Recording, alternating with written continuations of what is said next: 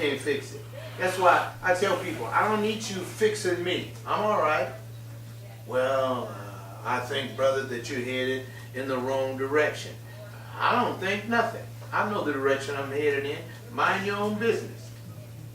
That's how come we look for the government. Oh, man, especially in the, all right, y'all pay attention, that's watching on the camera. Inner city, how many of you on the dole? You can't make it without that monthly stipends coming in. Oh, you can work. Everybody talking about they can't find no work. No, can't find no. Hey, they got a street out there. You got a push broom. Why don't you get out there and help your neighbors? I dare you to go home and just sweep the street, both sides. Get a push broom, and start sweeping. I bet when you go back to the house, you have $20. Oh yeah, but no, we become a society of victims. Man, we need a therapist. Okay, other family members. Just put the money in there and everything. You know what? It's like it's teller window mentality.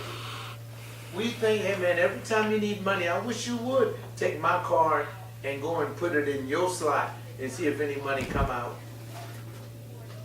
Every week I look at mine and it's getting lower and lower. I'm saying, oh Lord. This kind of thought has led to a misdiagnosed America on every level. Now, what are these humanistic views responsible for in our culture? We've embraced a lifestyle of what I call hedonism. Now, you may be saying, what is hedonism? This is a philosophy that defines good and evil, not in terms of right and wrong, rather, does it bring pleasure or does it bring pain? That's how we do it here in America. It's about, if it's not going to bring me pleasure, I'm not going to do it. Now, I'm going to tell you, when I take my 2 or 3 day little drive, I'm looking for some pleasure. I want to go to a nice place where I can relax, where I can read a book. I don't want to be around a whole bunch of people talking and getting on my nerves. Because when I take my 2 or 3 days, people, it's going to be hedonism. Pleasure over pain. And if I go into the desert, I'm not going to be driving with the top down because it's 110. And I don't want to wait. No, put the top up, turn on the air conditioning. That's the way we are, right, Mike? We want some hedonism. You know that. Now, there's our right to be hedonistic, Allison, in certain ways. You know, I always compliment this lady. She has one of the, and Liz, you too. And I haven't seen, yes, all of our women here have nice wardrobes. They dress nice. But you know what? Allison don't need another outfit. But see, when she get that money and stuff, and let's say that her husband took her on a cruise. Now, nobody on the boat has seen anything she has. But she got to go, and Liz, you know, man, I'm walking down the street with Liz and her dear husband, and man, 2 women passed Liz and said, "Oh, baby, I love your shoes." And I stopped and I said, "What are they talking about?" And Liz was just walking and look, hedonism. I mean, we don't get like that. But there were some jamming boots. And the women, it turned their heads. And I said, well, go on with your bad self. But listen, too much hedonism is bad. I know because I'm vain. Greg saw me today and he said, man, look at here. Vain. We just this man walked in, I told him I wanted his shirt. Man, that is not hedonism, vanity. I'm just being real with it. In other words, we are to pursue those things that provide pleasure and to do anything we can to decrease the pain of life. This philosophy has gained public acceptance within the last 10 or 15 years.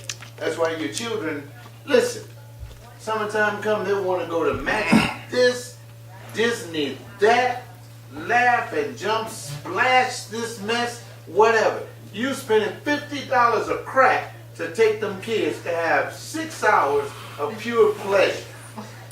And they're going to eat sugar and be on a sugar speed diet when they get home and wake up in the middle of the night seeing ghosts. And you did it because you took them to the crazy place and they just happy going from one ride to the next. So whenever you see them, that's hedonism. Now, do you understand what that is? And you have played right into it. Hedonistic. And it's a terrible thing to see grown folk as heathens. No, I think I have 5 minutes. Keep moving, okay?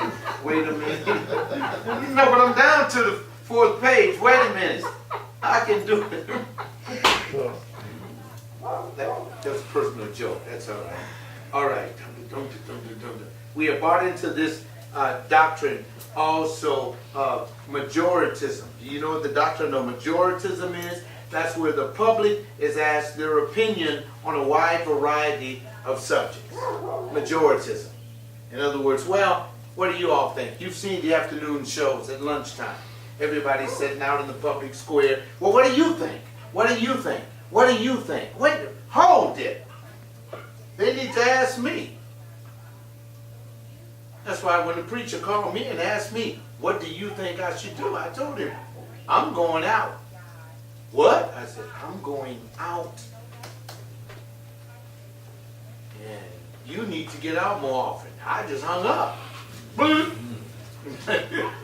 Instead of sitting around trying to figure out how to look, none of you are little gods. You can't control anybody's life, ever. Don't even try to control it. And if people want to be out of control, they want to be out of control.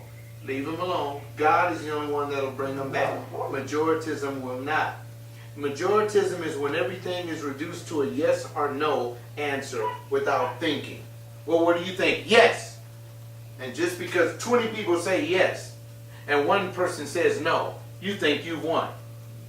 Because the majority, hey, they was all screaming when Christ went to Calvary. What? Crucifying, weren't they? That was majoritism, when they were all screaming, crucifying.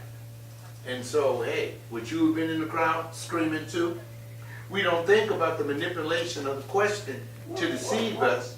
Can't be. We don't want to think about that. That's why when they ask you a majoristic question, you need to think and say, wait a minute, man, don't answer that quick. They may be trying to put you in a concentration camp. This is an area where the majority rules.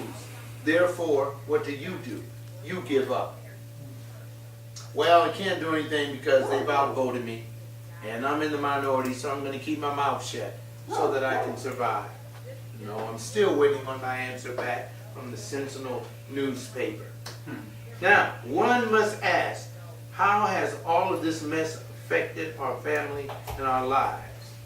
4 quick points, and then I'm going to jump quickly in the last 2 minutes of this sermon into these 8 scriptures. I know, Mark. Good grief, I'm trying. 4 things.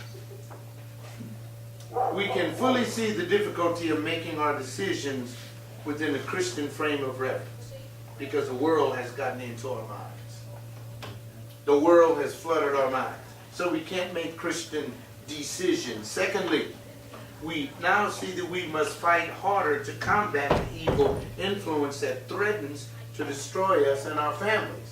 The fight has to become stronger because of this humanistic stuff that's happening. Thirdly, we must with greater determination fight for the right to believe and share those biblical ideas that retain Christ-like dignity. Some of these ideas I'm rethinking and looking at because these ideas were these preachers' ideas. And you want to rethink, okay, let me give you a prime example, Alice. 63-year-old woman in Atlanta, Georgia, suing her church, black lady, suing her church for the tithes and offerings that she gave because the pastor and his wife they switched to an inclusive ministry where they started marrying lesbian couples in the church. So the sister said, no, that's not why I joined this church 30 years ago. So she went to court trying to sue her church for the tithes and offerings that she gave because she didn't sign up for that.